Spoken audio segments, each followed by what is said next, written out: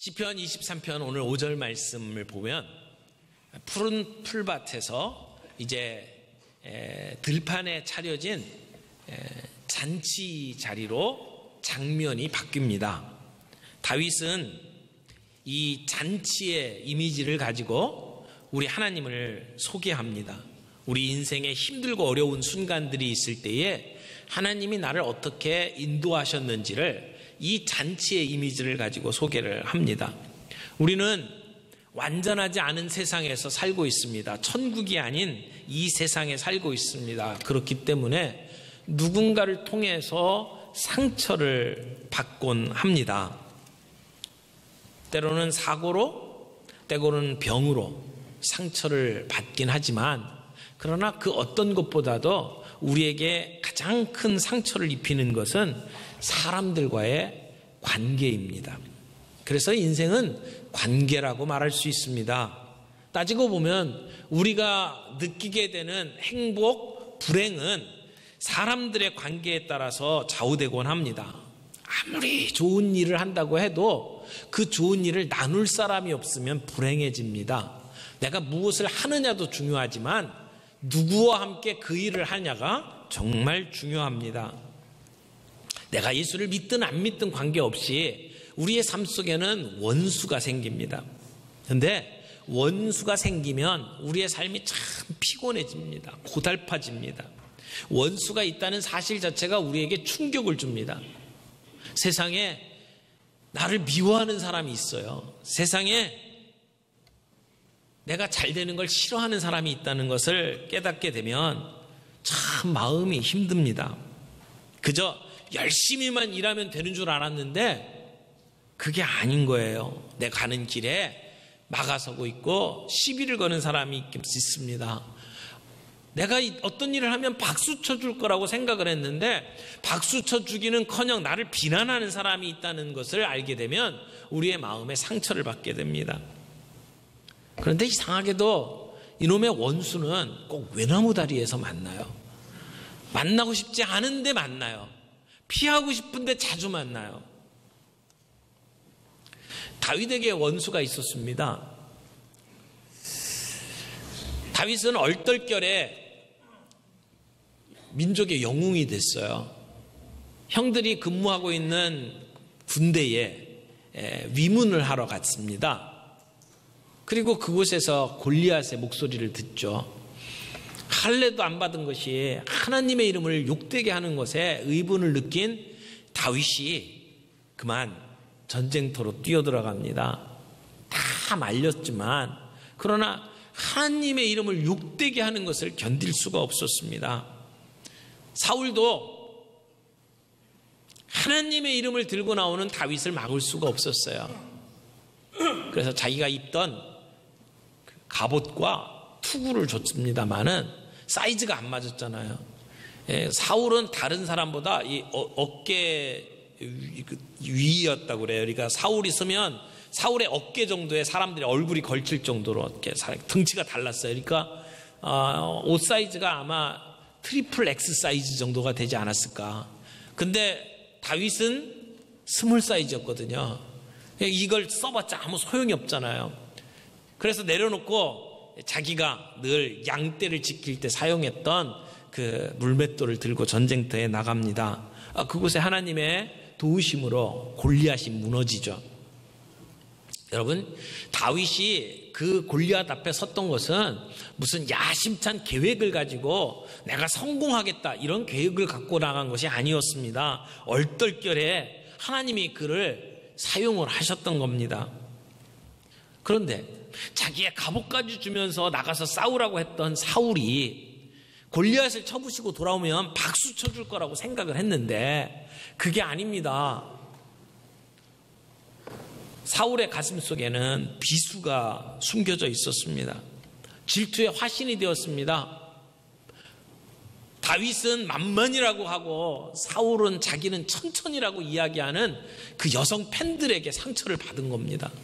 그러니까 이게 견딜 수 없는 질투로 자리를 잡게 되고 말 그대로 질투의 화신이 되어버린 거죠. 눈에는 살기가 가득하게 되고 틈만 나면 다윗을 죽이려고 쫓아다니는 사람이 됩니다.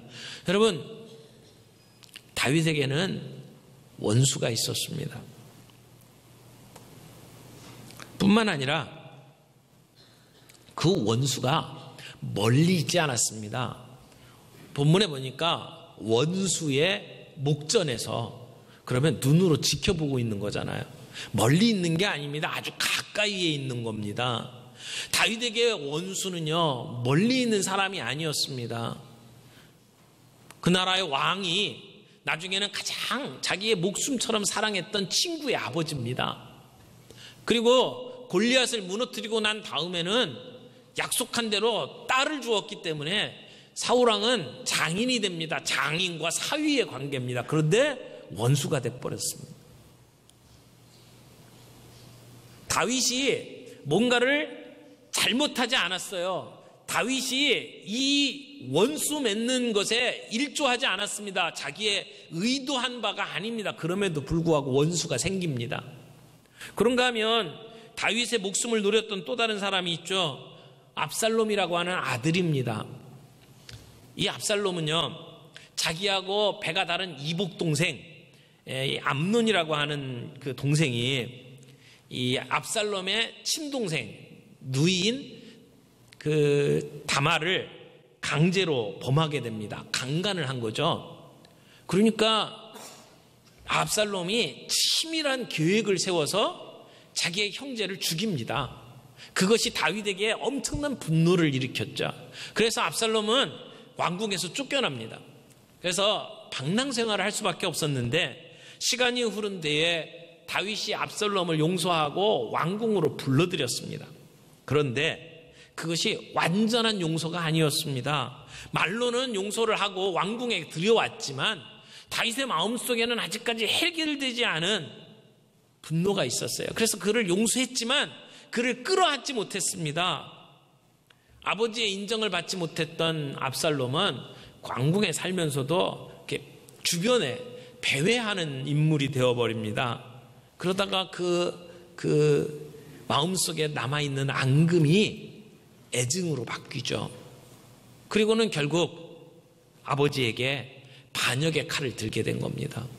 아버지를 죽이고 자기가 왕이 되겠다고 한 겁니다. 어떻게 보면 이 관계는 다윗이 자초한 겁니다. 아들을 제대로 용서했으면 이런 일이 벌어지지 않았을 수도 있습니다. 그러나 용서도 하지 않고, 그렇다고 그를 완전히 끊어낸 것도 아니고, 어정쩡한 그의 태도가 결국은 아들로 하여금 반역의 길을 가게 만든 거죠. 압살롬은 자기의 아들이었습니다. 가까운 사이입니다. 원수는 우리의 잘못을 통해서 만들어지기도 하지만 때로는 내가 했던 것과 전혀 관계없이 원수가 생겨나기도 합니다. 오늘 이 말씀 가운데 세 가지로 나누어서 생각을 좀 하려고 합니다. 첫 번째는 내 잔이 넘치나이다 라고 하는 것입니다. 내 잔이 넘치나이다. 여러분, 이 시편은 모든 인생의 풍파를 다 겪고 난 다음에 하나님께서 주신 자신의 삶을 정리하면서 다윗이 고백하는 내용이에요. 다윗의 위대한 고백이에요. 그러면서 뭐라고 이야기합니까? 내 잔이 넘치나이다 라고 고백을 하는 거죠. 1절에서는 목자 되신 여호와로 말미암아 내게 부족함이 없나이다 라고 고백했던 다윗이 이제는 더 넘칠 수 없는 정말 풍성한 하나님의 은혜를 이렇게 표현을 하는 거예요. 내 잔이 넘치나이다. 완전한 행복을 노래하는 겁니다. 절대 만족을 노래하는 겁니다. 목자 되신 하나님이 다윗의 생애를 어떻게 인도하셨습니까? 황량한 사막 가운데에서 다윗을 푸른 풀밭으로 인도하셨습니다. 맑은 물가로, 잔잔한 물가로 인도하셨습니다. 죽은 영혼을 소생시키시고 죄와 허물로 얼룩진 그의 인생을 의의 길로 인도하셨습니다. 사망의 음침한 골짜기 가운데에서도 하나님이 함께 하심으로 그 길을 뚫고 가게 만드셨어요. 그래서 그 하나님이 함께 하시는 것을 경험하고 난 뒤에 그의 인생의 마지막에 내 잔이 넘치나이다 라고 지금 고백을 하는 거죠. 여러분, 여기서 말하는 잔, 이 잔은, 넘치는 잔은 완전한 만족을 의미합니다. 내게 필요한 모든 것을 다 가졌다, 충분하다, 이런 의미를 담고 있습니다. 사막은 물이 귀합니다. 물, 마시는 모든 것, 물뿐만이 아니라 포도주, 모든 것들이 귀합니다. 그런데 누구에겐가 이 잔을 채워 넘친단 말이에요. 채워주는데 이것이 차고 넘친다, 그럼 낭비하는 거잖아요. 그 귀한 물을 낭비한다? 넉넉하게 가지지 못하면 절대 넘치게 줄 수가 없습니다. 그러니까 넘치는 잔은 완벽한 만족을 의미한다, 그렇게 말할 수가 있죠. 여러분, 중동에서 이 잔을 채워주는 것은요, 당신은 귀한 손님입니다, 나와 함께 있는 것을 저는 환영합니다, 이런 의미를 담고 있어요. 누군가 이렇게 집에 찾아갔는데 같이 식사도 하고 이제 이 담소도 나누다가 적절한 때가 되면 떠나야 되지 않습니까? 그 타이밍을 찾는 것이 좀 어려울 수도 있어요. 주인이 제발 좀 가줬으면 하는데 죽죽 앉아있는 건 참 힘든 일이잖아요.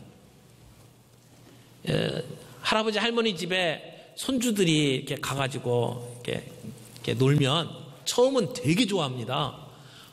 너무너무 잘해줍니다. 근데 조금만 지나면 이놈들 안 가나, 언제 가나, 이런 생각들을 하시잖아요. 근데 이 중동 안에서는 이 손님이 이렇게 마시는 이 잔에 물이 비어 있으면 이젠 가십시오라는 뜻이에요. 계속해서 당신이 우리와 함께 있어야 된다면 계속 채워준답니다. 그러니까 잔이 채워지는 것은 귀한 분이다라고 하는 것을 의미하는 거죠. 여기에 머물러도 좋다라고 하는 것의 상징으로도 쓰일 수 있습니다. 주님이 우리들의 삶 속에 함께 하시면 우리들의 삶에 소망이 넘칩니다. 기쁨이 넘칩니다. 사랑이 넘칩니다. 주님이 우리의 삶을 다스리시면 우리의 필요를 채워주십니다. 하나님은 부족하게 되시는 법이 없습니다. 하나님에게는 결핍이 없습니다. 그래서 하나님은 우리를 실망시키지 않습니다. 우리가 하나님만 바라본다면 우리의 잔이 넘치게 될 것입니다. 그런데 오늘 우리는 우리의 삶 속에서 종종 상처를 받습니다. 왜 상처를 받을까요? 사람들에게 뭔가를 기대했는데 그 기대가 채워지지 않으면 우리는 상처를 받습니다. 사실 우리의 모든 필요를 채워줄 수 있는 분은 하나님밖에 없습니다. 그런데도 우리는 그 필요를 누군가를 통해서 채움받기를 원합니다. 하지만 거꾸로 생각을 해보십시오. 나는 내 주변에 있는 사람들의 필요를 완벽하게 채워줍니까? 누군가에게 24시간 정말 행복하게 만들어줍니까? 불가능하다는 걸 아시잖아요. 내가 아무리 잘해줘도 그 사람을 만족하게 해줄 수가 없습니다. 그것도 24시간 내내 그의 필요를 채워주고 그의 안전을 책임지고 그를 행복하게 해줄 수가 없습니다. 마찬가지예요. 내 주변에 내가 누군가에게 기대했다면 그 기대가 완벽하게 채워지지 않는다는 것 우리는 압니다. 그럼에도 불구하고 우리는 기대하고 그 기대가 채워지지 않으면 우리는 상처를 받습니다. 그런 면에 있어서 우리의 속에 있는 것들을 드러내고 내놓고 치유받을 수 있는 곳이 우리 교회 안에 소그룹이 있지 않습니까? 우리 순모임이라고 하는 모임.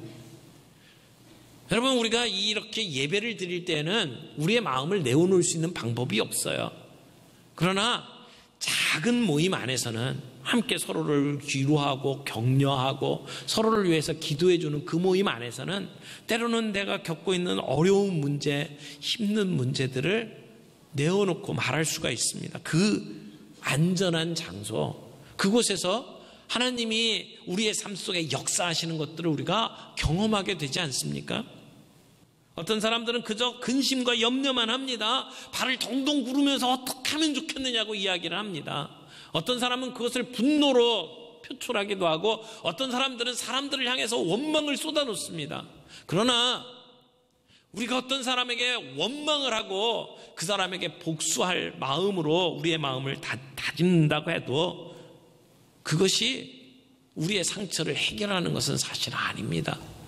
우리의 마음속에 원망의 마음으로 가득 채워진다고 해서 그 사람이 벌 받는 게 아니에요. 사실은 내가 상처 입는 거예요. 더 심하게 계속해서 상처 있습니다. 그러므로 오늘 다윗이 한 이 고백이 저와 여러분 모두의 고백이 되기를 바랍니다. 우리 하나님께서 원수의 목전에서 내게 잔치상을 베풀어 주신다. 그 얘기는 뭡니까? 하나님이 계산하신다는 겁니다. 하나님이 지금 우리가 받은 상처 다 셈하고 계시고 언젠가 하나님이 갚아주신다는 이야기입니다. 우리가 애꿎게 상처를 입어도 하나님은 그걸 보상하셔서 우리에게 잔치상을 베풀어 주신다라고 말씀하는 겁니다. 여러분 모두에게 그런 믿음이 있기를 바랍니다. 주님은 우리에게 이렇게 말씀하십니다. 용서는 내 상처를 하나님 앞에 드리고 나에게 상처받게 만든 그 인간은 하나님께서 다루라고 하나님께 내어놓는 것을 의미합니다. 하나님께 상황을 맡기시고 하나님이 그 셈을 할 수 있도록 하나님을 의지할 수 있기를 바랍니다. 또 하나 내 잔이 넘치나이다 라고 고백할 수 있었던 분명한 이유는 하나님께서 내 머리에 기름을 부어주셨기 때문이다 라고 이야기를 합니다. 기름을 부어주셨다. 여러분 머리에 기름을 붓는다는 게 무슨 말일까요? 주께서 내 머리에 기름을 부으셨다라고 하는 것은 내가 받은 상처를 주님께서 진정시켜 주신다, 아물게 하신다라고 하는 의미가 담겨 있다고 볼 수 있습니다. 우리 주님은 우리의 상처를 싸매 주시는 분입니다. 시편에 보면 상심한 자들을 고치시며 그들의 상처를 싸매시는도다 라고 고백합니다. 우리 잘 부르는 찬양 가운데에서도 마음이 상한 자를 고치시는 주님, 하늘의 아버지 날 주관하소서, 우리 그렇게 고백하지 않습니까? 주님은 우리의 상처를 싸매주시는 분입니다. 그러니까 우리의 삶 속에 그렇게 상처나게 만들고 스트레스 받게 만들고 짜증나게 만드는 것들을 이 기름을 통해서 해결해주는 그러한 모습들을 상상을 한다면 우리 주님이 우리의 삶 속에 어떤 일을 하시는지를 우리는 알 수가 있습니다. 우리의 상처를 싸매주시고 우리의 스트레스를 해결해 주시고 우리를 보호해 주시는 하나님의 놀라운 그 손길을 기름을 내 머리에 부으셨다, 이렇게 볼 수 있죠.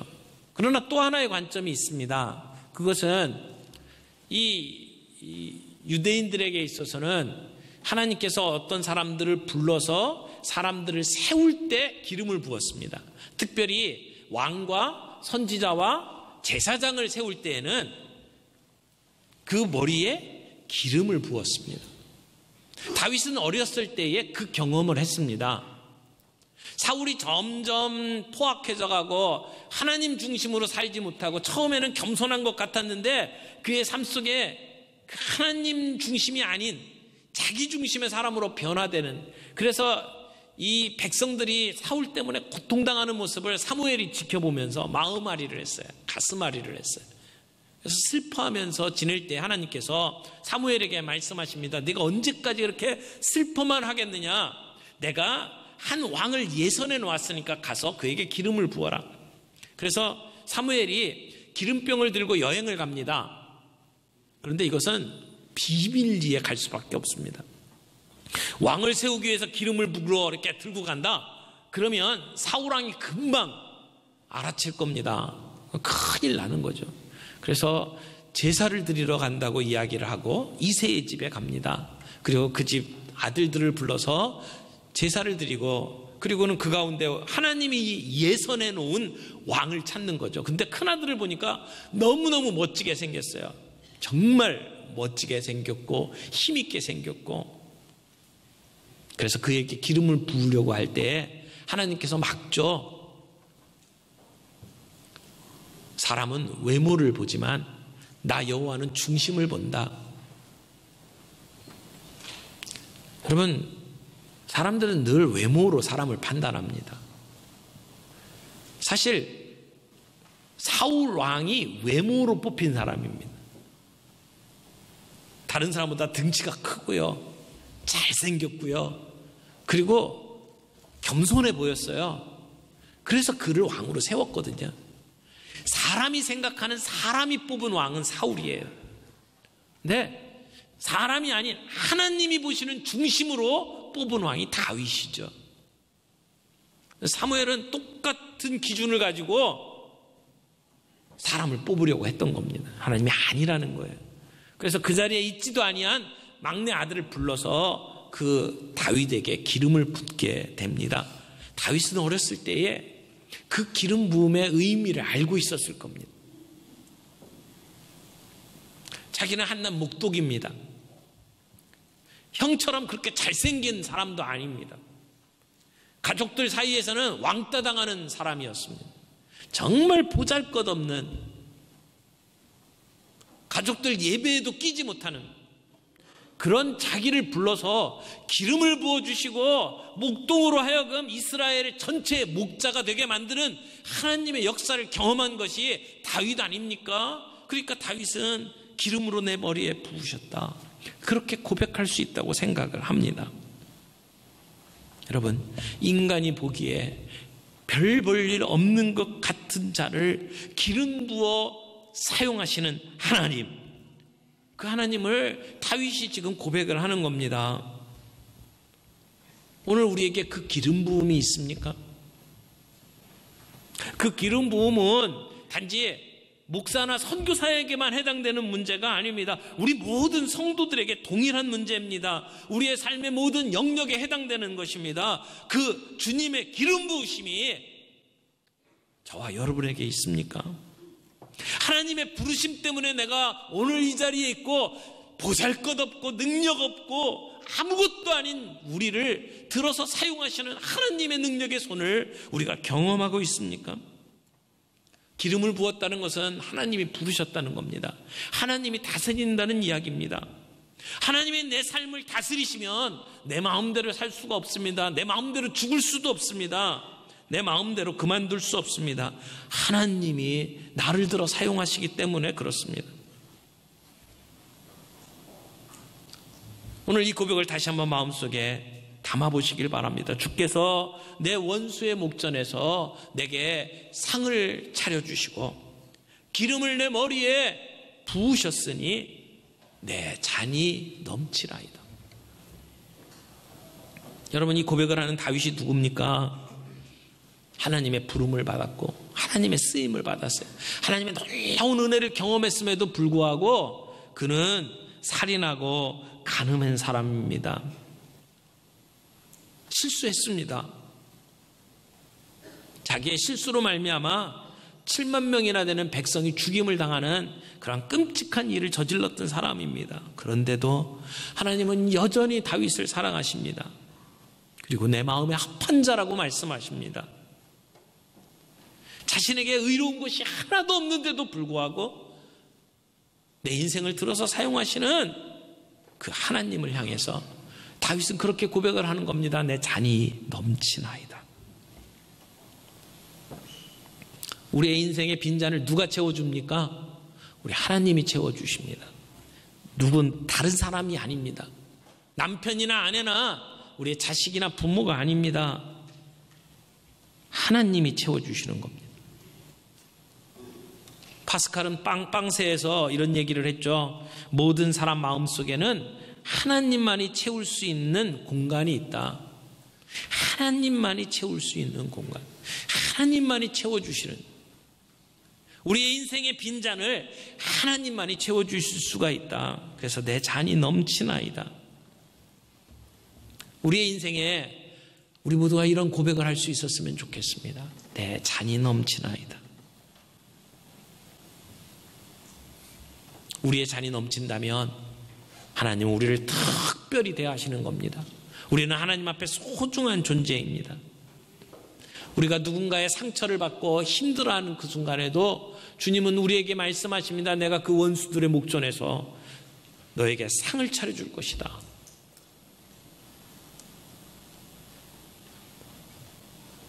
하잘것없고 보잘것없고 힘없는 너희를 기름을 부어서 내가 너를 들어 사용하겠다.